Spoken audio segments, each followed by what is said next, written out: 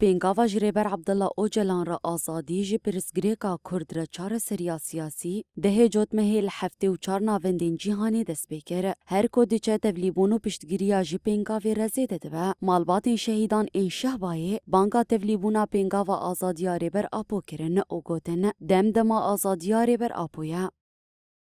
إنساني كي عمري خبي حفتي جرك آزادية ووارداندن وحتى أنا بقى حقوق الإنسان وبقى حق إنسان ده بارزة بالعكس هو حق إنسان هاو دخي هاو حق مروفاتية دخي دم آزادية سروك آبو يجبو آزادية سروك آبو چل سر مل مواري أمي بكن حتى سروك آزاد نبي أم وقت دايك وأم وقت دايك الشهيدة أمي حارول كلانا بن هرمول سر بيابر.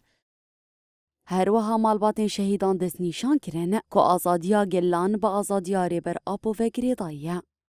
Miletî me yî Kurd tevayî em dibêjin em ji dest serokê xwe bernadin. Her û serokê me demê li kêlek me bê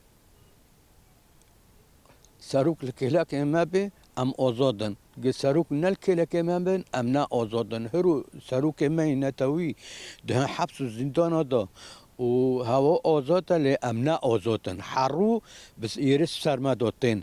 Çima êrî sermedotên ewna dibên miletî Kurd em kê tineyî bikin û miletî Kurd tineyî nabe. Bangên şikandina tecrîdê û azadiya rêber Abdullah Öcalan roj bi roj zêdetir dibin. Lê ne civaka navneteweyî û ne jî rêxistinên mafê mirovan bi erka xwe ranabin û xwe li hember kiryarên li dijî rêber Apo bêdeng dikin.